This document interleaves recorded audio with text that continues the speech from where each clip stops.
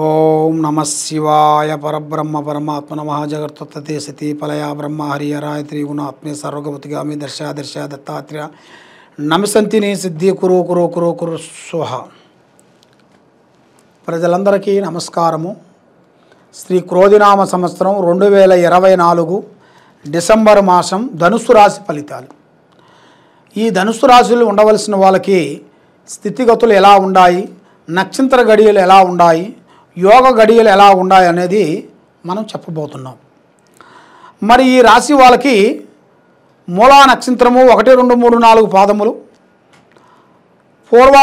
పూర్వభద్ర నక్షత్రము 1, 2, 3, 4 పాదములు, ఉత్తరాపాద నక్షత్రము 1వ పాదము కలిస్తేనే ధనుస్సు రాశి ఫలితాలు. ఈ ధనుస్సు రాశి వాళ్ళకి ఆదాయం 11, ఖర్చు 5, రాజపూజిత 7, అవమానాలు 5. మరి ఈ ధనుస్సు రాశి వాళ్ళకి తెలివితేటలు, ఆలోచన విధానము చాలా పెద్దగా ఉంటుంది. చూసేదాని వరకు అమాయకుల్లా కనబడుతుంటారు, ఏమి తెలియదని అనుకుంటారు జనాలు. కాబట్టి వీళ్ళకి ముందే జాగ్రత్త చేసుకుంటారు. 10 రోజులు ముందే వాన వస్తుందంటే ఇలా గొడుగు తయారు చేసుకొని పెట్టుకుంటారు ముందే. అలాంటి మనస్తత్వము, ఆలోచన విధానము చాలా విధానంగా కనబడుతుంది. మనస్తత్వం కూడా చాలా బాగుంది. మరి ఇలా ఈ జాతకంలో ఉండవలసిన వాళ్ళకి ఎక్కడికి పోయినా కూడా స్త్రీ వల్ల మంచి అదృష్ట యోగం అనేది కనబడుతుంది.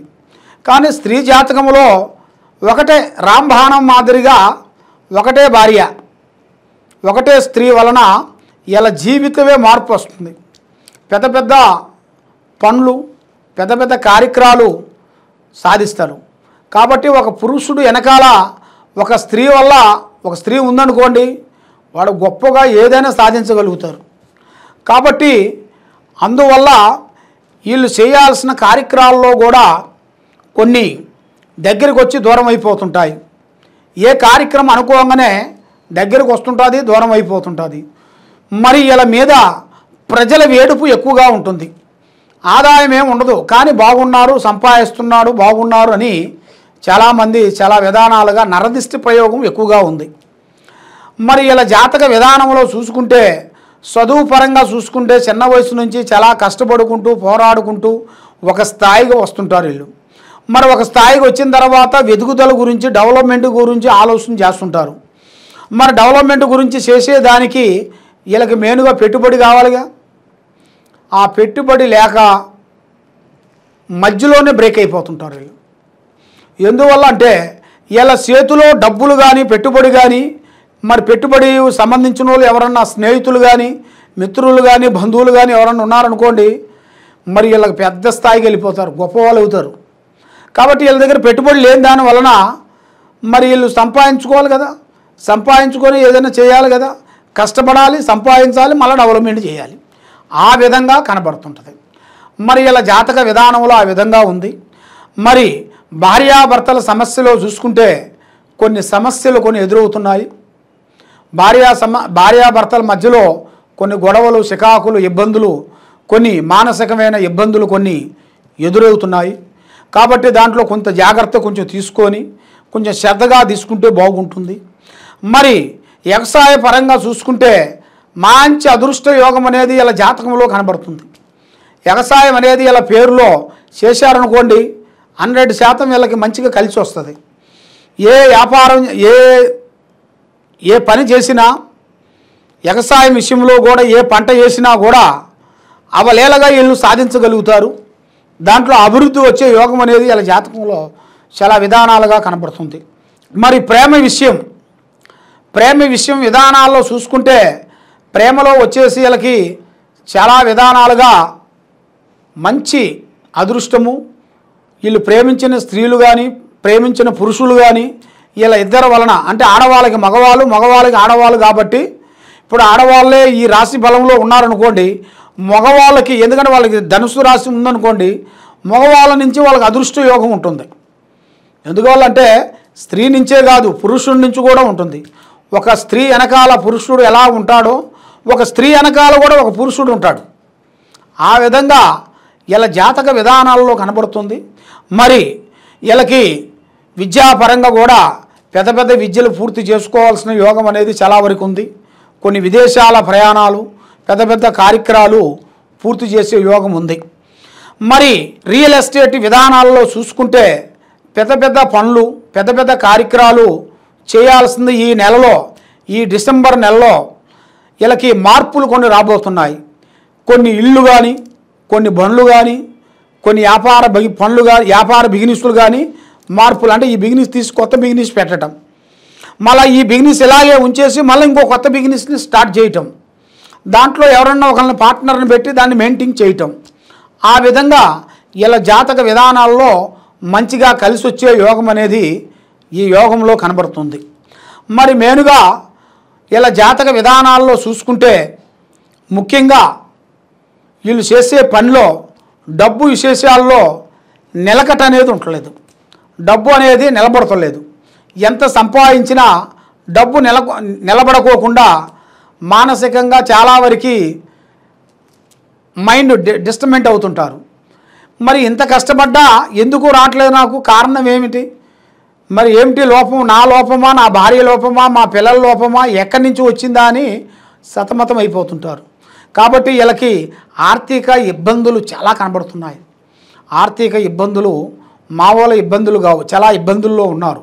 కాబట్టి ఈ ఇబ్బందుల్లో నుంచి ఇలా బయటపడాలంటే వీళ్ళ మీద ఉండాల్సిన దోషాలు కొన్ని కనబడుతున్నాయి.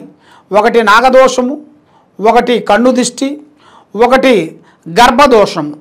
గర్భదోషం అనగా సంతాన దోషం అంటారు.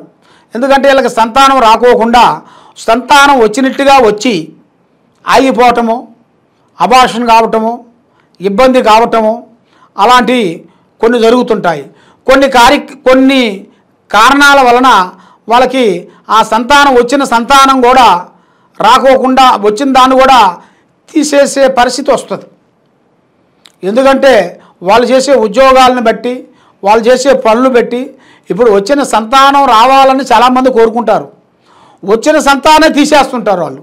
ఎందుకని వాళ్ళ మీద ఉండాల్సిన కొన్ని గ్రహాలు, నాగగ్రహాలు కొన్ని పట్టుకొని నాగసర్ప గ్రహాల వలన వాళ్ళకి ఆ దోషాల వలన చాలా సతమతం అయిపోతుంటారు.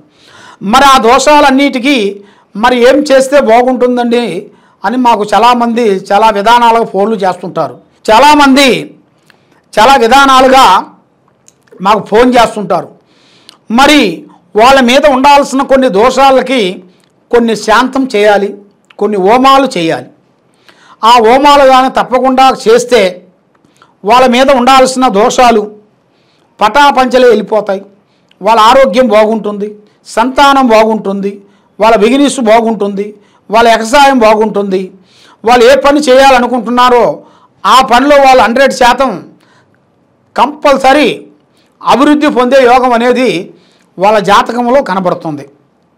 మెయిన్గా పూజా బలంలో చూసుకుంటే వీళ్ళకి ప్రతి బుధవారం రోజున వెజిటేబుల్ అంటే కూరగాయలు ఆహార పదార్థము బుధవారం రోజున కూరగాయలతో తినాలి.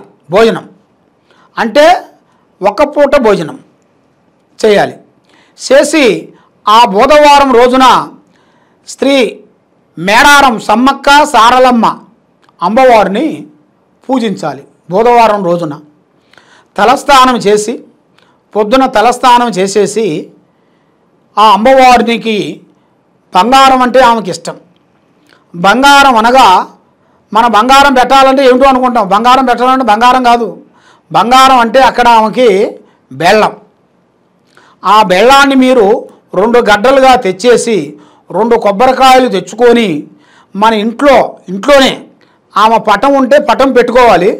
ఆమె పటం లేకపోకుండా ఉందనుకోండి, మన దగ్గర ఒక పూజా మందిర్లోనే ఒక ఆకును తెచ్చి ఆ ఆకులో నవధాన్యములు పోయాలి. నవధాన్యాలు బియ్యము దాంట్లో పోసేసి దాంట్లో 2 బెల్లం గడ్డలు పెట్టేసి ఆ అమ్మవారికి 2 కొబ్బరికాయలు కొట్టి తలస్నానం చేసి ఒక్క పూట భోజనం చేసి ఆకుకూరలతో తినాలి. తినేసి ఆ అమ్మవారు సమ్మక్క సారక్క అమ్మవారిని మనస్ఫూర్తిగా అనుకోవాలి. ఏ కోరికైనా కూడా ఒక కోరిక అనుకున్నారనుకోండి, సంతానం రావాలి అని అనుకున్నాను అలాగే మొక్కాలి. ఉద్యోగం రావాలని అనుకోవాలనుకోండి, ఉద్యోగం రావాలని మొక్కాలి. ఒక అమ్మాయిని ప్రేమిస్తున్నాను, నాకు ఆ ప్రేమ నాకు సక్సెస్ కావాలనుకోవాలనుకోండి, అది ఒకటే అనుకోవాలి, ఇంకేం లేదు అనుకోకూడదు. ఇక అది ఏది అనుకున్నా ఒకటే అనుకోవాలి. అనుకొని ఆ అమ్మవారికి పూజ చేసి ఆ కొబ్బరికాయలు కొట్టి ఆ పూజ మీరు పెట్టారు కదా ఆ ప్లేట్లో కొబ్బరికాయ కొట్టేసి అక్కడ దీపారాధన వెలిగించాలి. ఒక దీపం వెలిగకూడదు, 2 దీపాలు వెలిగించాలి. అది ఆవు నూనె, నువ్వుల నూనె, ఆ 2 నువ్వులతోని పెట్టి దీపారాధన చేసి అమ్మవారిని మొక్కాలి. మొక్కి మాకు అనుకున్న కోరిక నెరవేరింది కావాలని మీరు మనస్ఫూర్తిగా అనుకోవాలి. అనుకున్న తర్వాత నెరవేరిన తర్వాత మీరు తప్పకుండా అమ్మవారికి ఒక ముడుపు కట్టాలి. ముడుపు అనగా పసుపు గుడ్డలో మీ చేతుకుంటాం 3 దోశలు బియ్యం వేసి మూట కట్టాలి. ఒక ఎర్రటి గుడ్డలో 3 దోశలు బియ్యం వేసి ముడుపు కట్టాలి. ఆ 3 దోశలు బియ్యం వేసిన తర్వాత దాంట్లో ₹1 పావల, ఇప్పుడు పావల అంటే తెలియదు కదా, ₹1 ఒక ఆటాన దాంట్లో పెట్టాలి. పెట్టేసి దాంట్లో ఒక తమలపాకు, ఆ తమలపాకులో 9 గవ్వలు, లక్ష్మీ గవ్వలు, తెల్లటి లక్ష్మీ గవ్వలు, 9 లక్ష్మీ గవ్వలని తెచ్చుకొని దాంట్లో వేయాలి. ఆ 9